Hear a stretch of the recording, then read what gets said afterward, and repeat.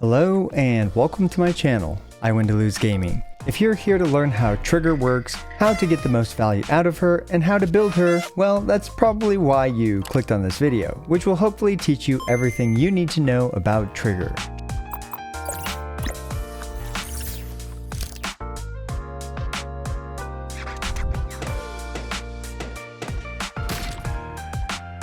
Trigger is a character that truly lives up to her own name. She's got a trigger on her giant sniper rifle, a giant trigger necklace, and even a trigger hair tie. Heck, her mask even changes colors when she gets triggered. This video was filmed on the early access server and is not indicative of the final product. There may be some changes on release, so be sure to check the comments down below to see if there are any. Trigger is an easy character to use and is an electric stun class agent. She focuses on off-field Aftershock attacks, which provide universal damage buffs to the entire team, all while dealing a lot of daze to help you stun the enemy faster. As usual, we'll go over her kit, best drives and stats, Wengens, teams, Mindscapes, a showcase, and finally my opinion on Trigger.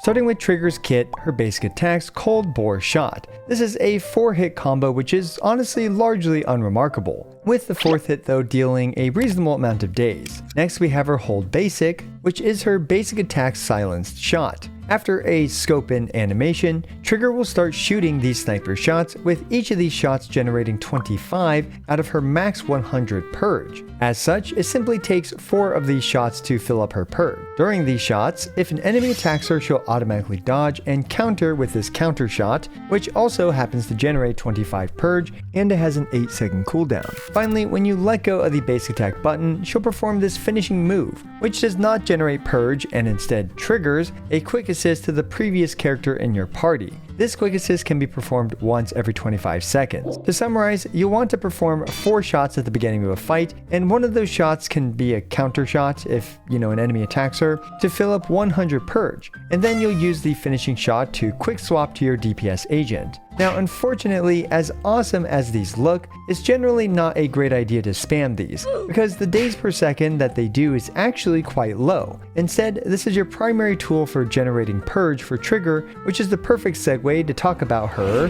basic attack Harmonizing Shot. Trigger will perform this Harmonizing Shot when she's off-field, when another character simply hits the enemy. Harmonizing Shot consumes just 3 purge and has a 3-second cooldown, and takes roughly 0.9-ish seconds for Trigger to perform. Next, if another character performs an EX special, or assist follow-up, or ultimate, this fire will appear on the screen, and Trigger will perform basic attack Harmonizing Shot Tartarus. Quite the mouthful, but despite how cool it looks, and despite how it costs 5 purge instead of 3, and despite how you'd think it'd be a lot better than her regular Harmonizing Shot, well, this Tartarus takes around 2.7 times longer than her Harmonizing Shot, making it actually have very low days per second. And for those that are rather astute, when she's performing a Harmonizing Shot, or a Tartarus, she's locked into that animation and can't perform both at the same time. So you're not double dipping with both Harmonizing Shot and Tartarus at the same time. Now, you might be a bit confused by this design choice, but fortunately, Tartarus, despite actually being worse in pretty much every way, does have a purpose. Tartarus, because it doesn't have a 3-second cooldown, is useful if activated during the 3-second cooldown of her regular Harmonizing Shots. And this situation can often occur naturally as well. Still, unless you're absolutely min-maxing the heck out of your runs, I wouldn't worry too much about whether her regular Harmonizing Shots are being used or if it's the ersatz Tartarus, and instead just focus on the important parts of your gameplay, like dodging the enemy, building up resources for the stun window, etc, etc. Now, both her Harmonizing Shot and Tartarus count as Aftershock damage, which as a quick refresher is just a damage flag for certain abilities and certain equipment to improve. Now, one quick note about this chart is that the days values do not include her additional abilities extra days, because that does not simply scale linearly, which is the perfect segue to talk about her additional ability. You really want to build a Trigger with a lot of crit rate, and to fulfill this additional ability you just need an attack agent or a lightning character on her team,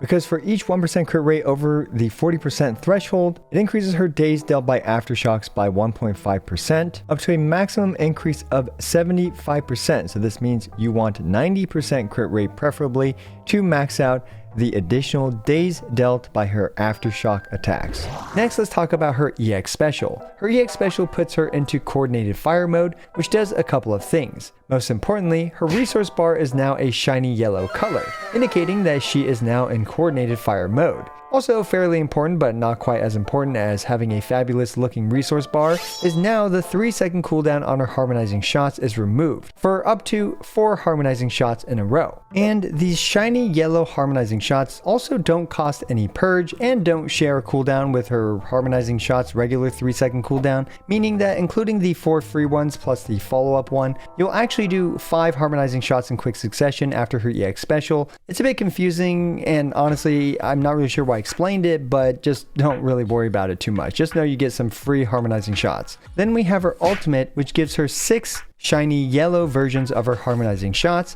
and you can actually stack 10 charges of these shiny yellow harmonizing shots in total, so if you use an EX special and her ultimate, she will reach the max 10 charges. Alright, and both her EX special and ultimate activate quick assist to the previous character.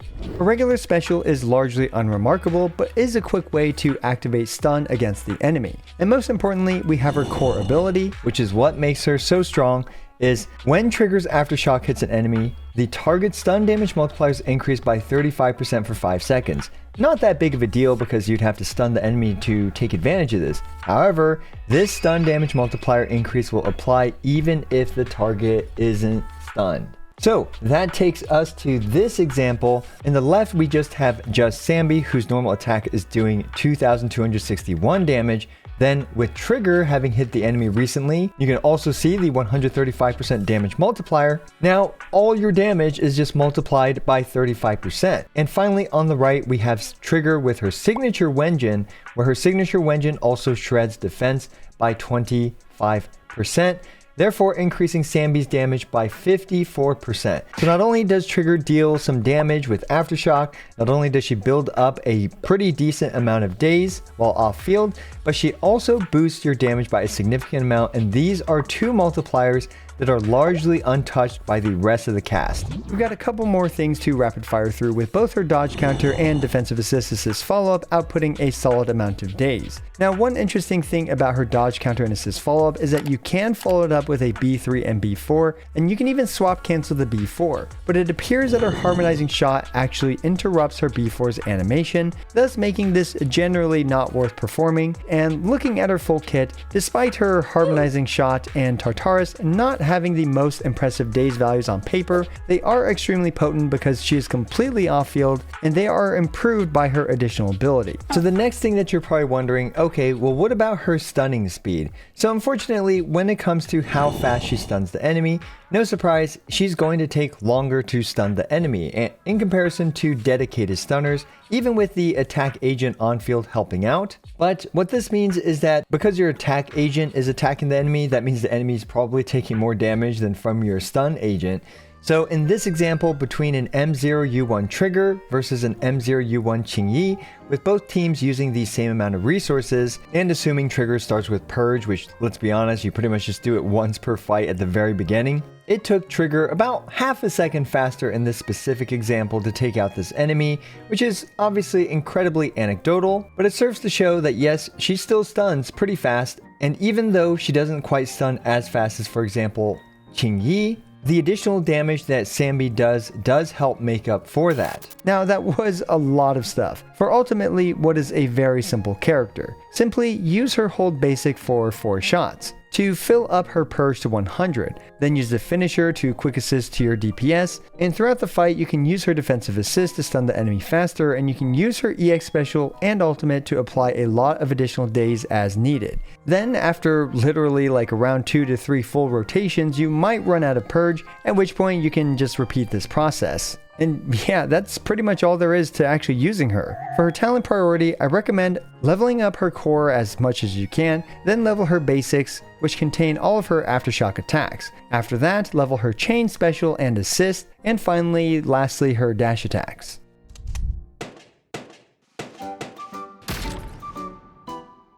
We've made it to the math part of the video. Fortunately, building Trigger is actually very simple, but still requires a decent amount of explanation. For the drive sets, her overall best option is the 4-piece Shockstar Disco plus 2-piece Woodpecker Electro. And for those that are curious, yes, Trigger's harmonizing shots while she's off field do count as basic attack damage, making the Shockstar Disco a great set for her. As we know, based on her additional ability, Trigger appreciates crit rate for more days output on her Aftershock attacks. So for slot 4, naturally, crit rate is the way to go. For slot 5, lightning damage is the best option for her damage output, although you can prioritize a piece with more crit rate rolls, like attack percent or pen ratio even, since losing some of her personal damage isn't the biggest deal for most teams. For slot 6, impact percent is generally the way to go for 99% of us, but for the few that are min-maxing stuff and need to stun the enemy slower, an attack percent slot can be considered. Another set that's kind of worth considering is the 4-piece Shadow Harmony.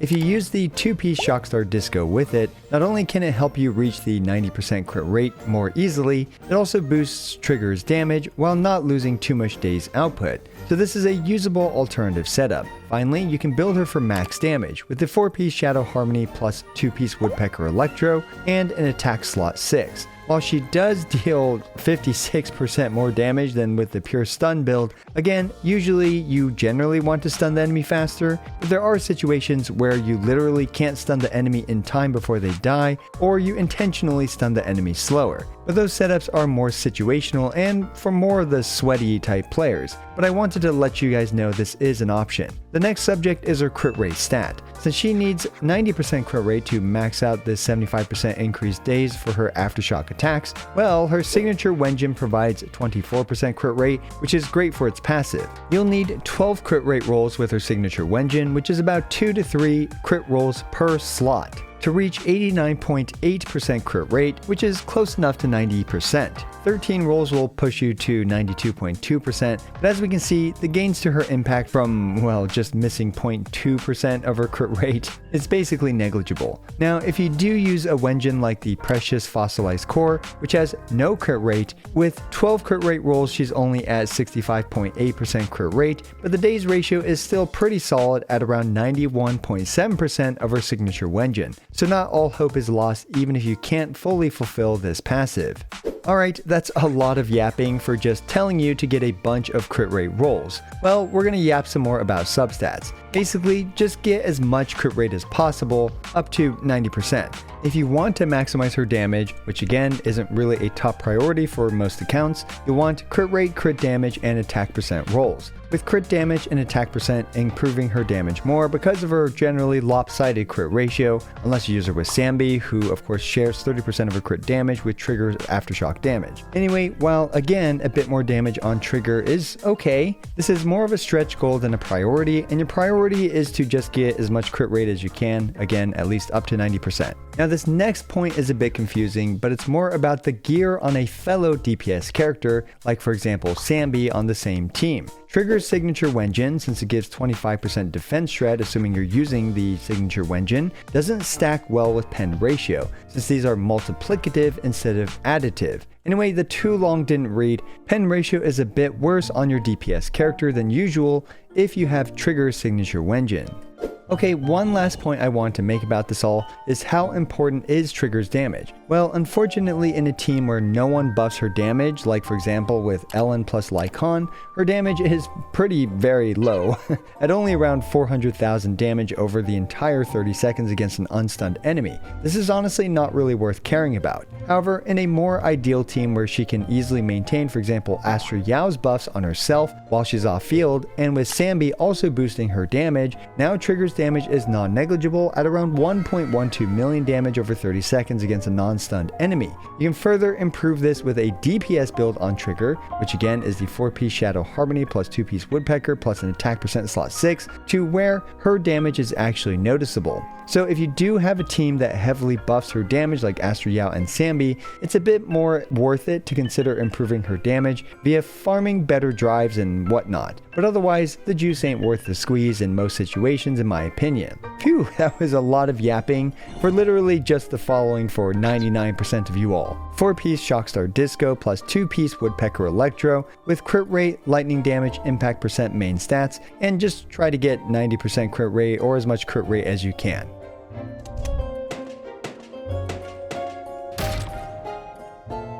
Alright, and with all that out of the way, we've made it to Trigger's Wenjins. This chart looks a bit more intimidating than usual, and that's because I wanted to pay attention to Trigger's days output, Trigger's damage output, and a DPS's damage. I chose Evelyn because every single Wenjin that she can use does apply to Evelyn. Unsurprisingly, her signature Wenjin is the overall most balanced and pragmatic in all three of these categories. The crit rate improves her Aftershock's days output, and the defense shred and crit rate improve her damage by a lot, and most importantly, the defense shred improves Evelyn's damage by the most in comparison to all the other options. Another good option is likely Qingyi's signature, the Ice Jade Teapot, where after 15 stacks she provides the team 20% bonus damage. Trigger is able to maintain a decent number of stacks pretty well, although while testing she would sometimes still fall under 15 stacks. Still a solid option with a pretty controllable buff, since you can use Trigger's EX Special or Ultimate for more harmonizing shots to stack this thing reliably when you need to. After that, we have Lighter's signature Wenjin, the Blazing Laurel.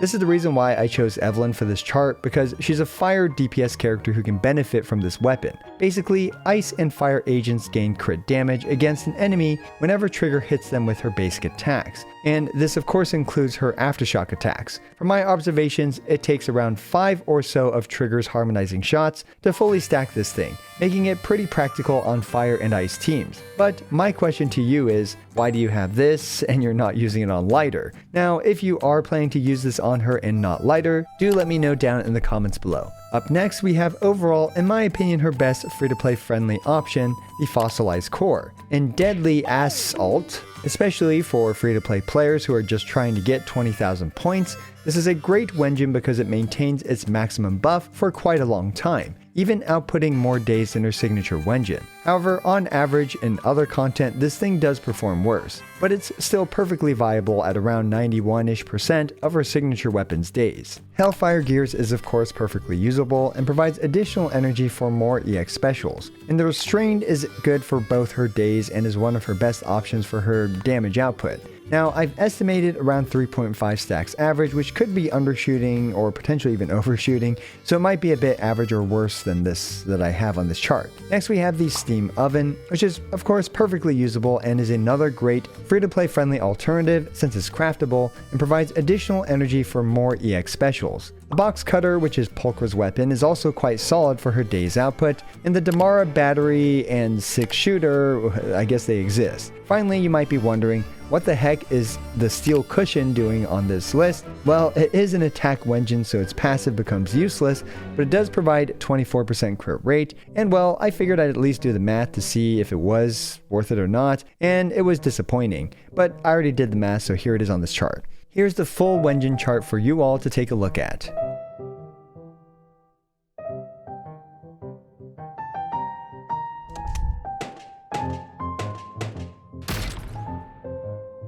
Up next, we have Trigger's Mindscapes. And investment priority. Here's a gif of why you pulled for Trigger. Trigger's signature Wenjin is a large upgrade over her free-to-play friendly option, the Fossilized Core.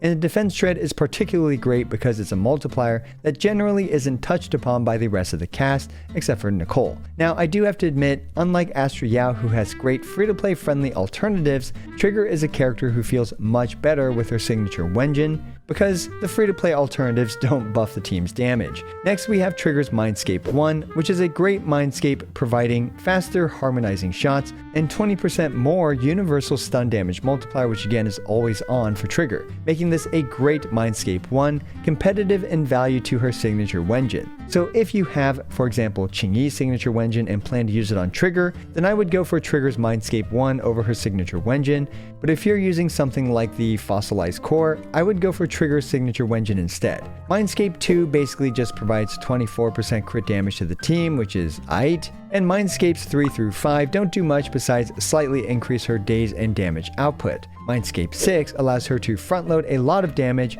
which can be nice for speedrunning and other stuff, but the amount of damage she does over a full rotation still isn't stellar, and it's very expensive to get this Mindscape.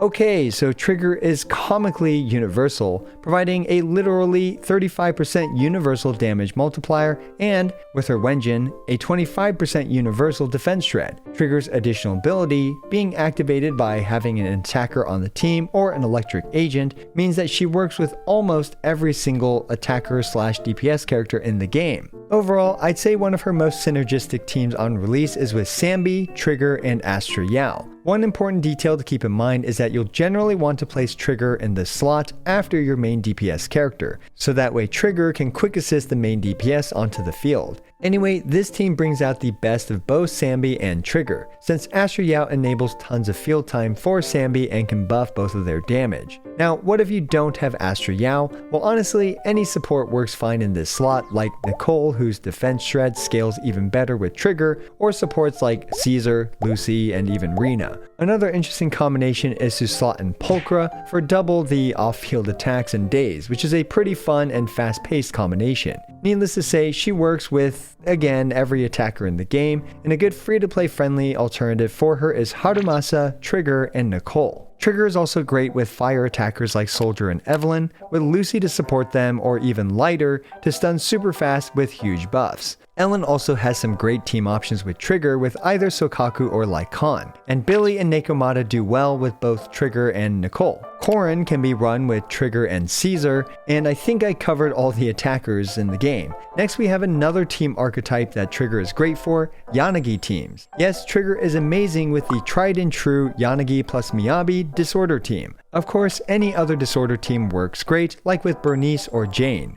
Finally, Yanagi carry teams work great as well. Alright, she also works with Grace and Anton because, of course, and in the end, the only DPS character I really struggled to find a good match for her is with Piper. But I guess you can use her to trigger disorders for Yanagi or something, but as we can see, Trigger is similar to Caesar in that she's an incredibly flexible support character who can work with nearly the entire cast.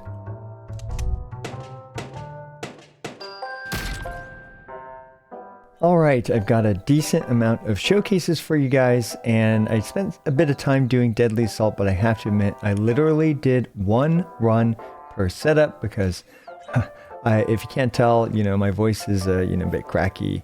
Been sick yet again, because my kid is at that toddler age where they are at daycare, and that is where germs just spread all the time, so I'm just constantly sick. But so now that I'm watching these runs, I can tell that this run is going to be a little bit worse just because of the opening sequence where I didn't dodge the missile attack.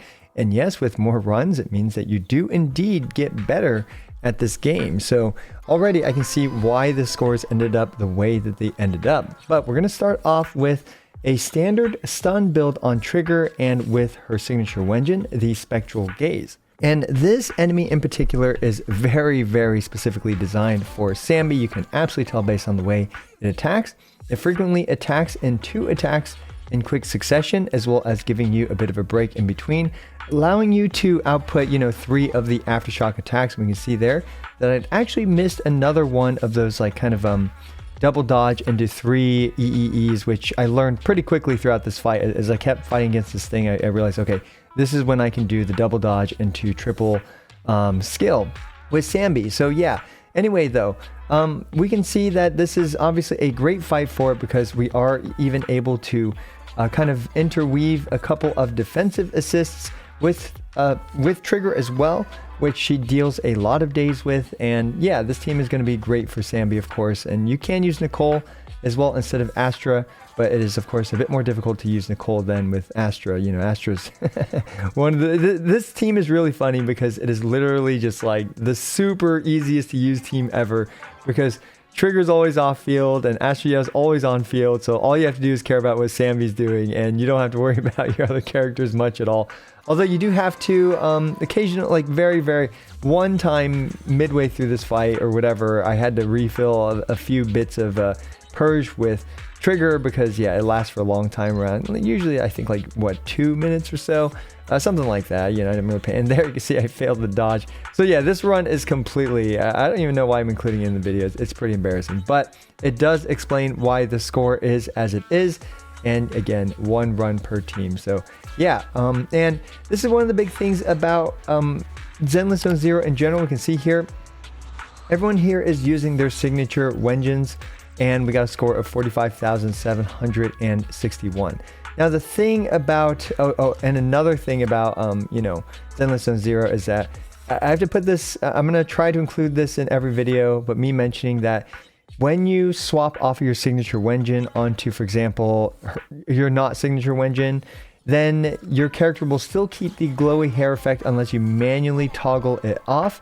So people that are saying, hey, you know, I said I'm not using signature Wenjin, or I'm using a free-to-play friendly Wenjin, why is the hair still glowing? Well, now you know, it's because you have to manually turn it off after you equip their signature Wenjin. Anyway, I think I've improved the rotation a bit here. And I've also switched trigger over to a DPS build, and it's hard to say if it's because of that the score is about to increase, or if it is because of skill issue. Now this is one of the fights where the amount of days that trigger does, you know, with or without the Shockstar Disco, doesn't really make a huge difference to the amount of stun windows that you have during this fight, because the boss follows a very specific sequence of attacks every single time. You are indeed able to, you know, just essentially stun it every single time after the triple defensive assist. So this goes into enemy design, which is where I was talking about earlier in the video, where sometimes, you know, the amount of days that she outputs, increasing it doesn't really help your times. This is one of those times where you're not going to get an additional stun window because of her additional days. At least I wasn't able to, and therefore perhaps it's because of the additional damage from trigger that we managed to get a higher score. But this last run, this is my 3rd run of the day, and this time I swapped trigger over to the fossilized core, and I think I actually did get significant, noticeably better over the 3 fights, because, you know, obviously after a few fights you're gonna have some practice. Yeah, after the rocket launcher you do your 3 defensive assists, which, you know, you can pretty reliably do every time. Now you've practiced a little bit, and we can see here that even with the DPS, or with the fossilized core versus, you know, with the DPS build versus the stun build, in this case I even have an attack percent slot 6, we're still able to stun it in essentially the same amount of time as the previous runs, or at least on roughly the same attack, right? After 3 defensive assists, then you stun the boss. And yeah, this pattern persisted, like I said. So again, for the sweaty min-maxers that want to squeeze out every last point against a boss fight like this, well, now you know one application of the DPS build for trigger, because hey, you may as well squeeze out a bit of extra damage if you can, because there's no reason not to, assuming you have the drive sets as well as the knowledge in order to pull it off. But generally speaking, you just stick with a stun build, because that is going to be the most pragmatic when it comes to trigger across, you know, all content. You don't have to worry about swapping your drive sets, and you'll know that you're mostly getting the most value out of your trigger in comparison. So yeah, as we can see here, you know, I just sped up, and this run we can actually see I've definitely made a lot less mistakes, especially in comparison to the first run. And this is reflected in the chart, the final score as well, where we ended up with 44,985, which is basically the same as our first run. So as we can see, we can definitely overcome a lot of skill issue with just some practice, and skill issue is always going to be one of the biggest factors for determining what score you end up getting, because as we can see, as I got better at this run, the score gap between the fossilized core and the spectral gaze closed, and that is essentially mathematically not reasonable, because no matter how you slice the cake, regardless of skill issues, your spectral gaze, you're going to do a lot more damage with the spectral gaze in comparison to the fossilized core. But I digress. My point is, as always, these runs are very anecdotal, so always take the times with a giant grain of salt. Now I have one more quick run for you guys, a little bonus run, because this team is so cool, or I guess so hot, depending on how you view it, because Lighter and Trigger, one of my favorite characters is Lighter, surprisingly, in this game full of, you know, characters like Trigger and stuff. One of my favorite characters is Lighter for some reason. I just really like the way his playstyle is just so like fast and furious and impactful. You know, he just punches the enemy really hard. And there's a couple other videos where I kind of, you know, talk about him in this light. So yeah, A double stun team with lighter and trigger. Oh my goodness, you will stun the enemy so fast. Like, look at this. Enemy is already stunned, just like that. And you know, now they are all using free-to-play friendly vengeance here. I know Evelyn's hair is glowing, but again, I don't bother turning it off every single run because it's just, yeah, I can't keep track of it all. But anyway, we can see here that, you know, this free-to-play friendly team is able to stun really fast because you can on-field lighter in comparison to a DPS character, although Evelyn does enjoy having a decent amount of field time as well, especially at the beginning to build up her garrots and her, you know, a chain meter or whatever. So yeah. Very fun team. I personally really like the double stun archetype. I will say that with Chingy, because you stun too fast with trigger, it's often hard to get the boss up to the 80% stun because you need to do 2 of her, you know, hold, you know, charge attacks or whatever in order to, and by then the boss is generally stunned. So you can see just how fast we stun this boss the moment that we're able to stun it, and now we just go into the massive chain combo. So yeah, if you can't tell, Trigger is just another, you know, great premium S rank agent and support character. Well, you know, support slash stun, kind of similar to Lighter, although she doesn't really need the on field, but she definitely buffs. And instead of, unlike Lighter, who only buffs, you know, fire and ice damage, Trigger is very, very universal in how she buffs, you know, so many different, well, literally the entire cast, almost the entire cast of damage. So you love to see it. Another great universal S rank support agent. And if you like her, you probably won't regret pulling for her, but hey, that's my opinion. I think she's a great character, and yeah, let me know what you guys think down in the comments below. And for additional showcases, feel free to check out my other Trigger creator experience server video, which will be down in the you know, description below, probably. Hopefully I remember to put it there. But yeah, there's a few more showcases there, as well as a bit more focus on animations, as well as, you know, cosmetic changes between having her signature Wenjin and not having her signature Wenjin. You will find it all in that video down below. As always, I appreciate every single one of you. This is I Want to Lose, signing out.